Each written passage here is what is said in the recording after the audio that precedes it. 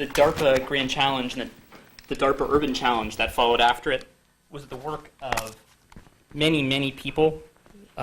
Around 50 people each year competition contributed to the Stanley and to Stanley Jr. And so really what you're seeing, the success we had was the product of all of their contributions. So I had to try and guess about what Sebastian was going to talk about in his introduction. And so I figured he was going to talk about the motivation for self-driving cars.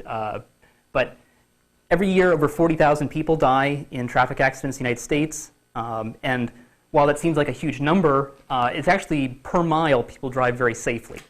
And our hope is that we can, by the use of artificial intelligence robotics, we could actually reduce that number, build a car that could actually drive more safely than a human being. And if so, save people's lives, save time, reduce pollution and congestion, increase the efficiency of our highways.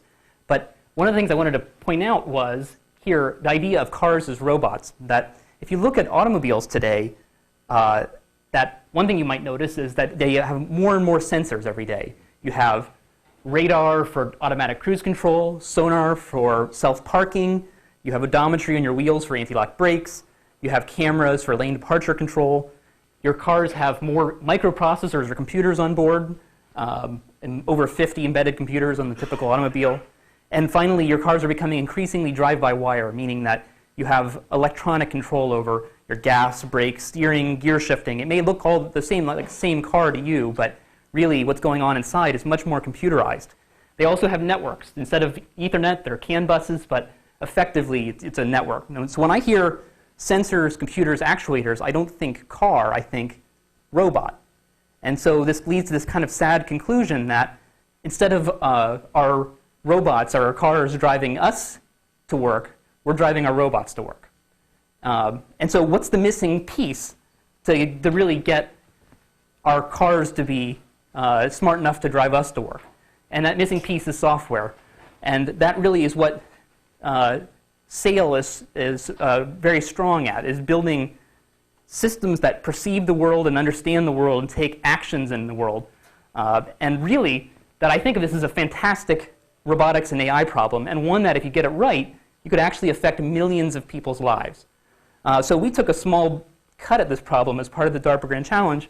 We went as spectators of the 2004 race, and we saw this picture, which was kind of told the same story to us. We saw the Carnegie Mellon robot finished 7 miles out of 142 and drove off the side of the road. And if you look, there's a good road and a bad road. It's a very difficult mountain switchback, but really what happened here was they had good terrain and bad terrain, and the robot either didn't see the bad terrain or made a wrong decision and drove off of it. But we felt that if we got involved, we had a chance at being successful, actually. And so I'm just going to show you, these are actually videos, but they're not going to play. Oh well.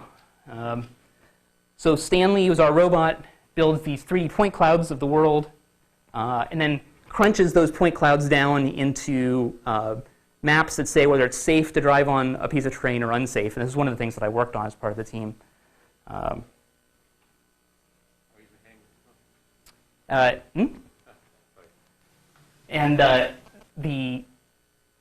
one of the difficulties is that it's very rough terrain.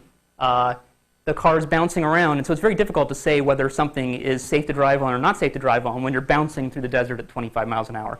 And so we applied machine learning to this problem, and you can see the red stuff is what the car thinks is bad.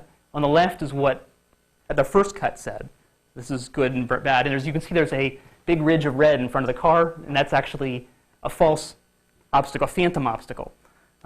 And by applying machine learning to this problem, we actually created a function that could more accurately determine obstacles, and the rate of false positives went from 12% down to 1 in 50,000.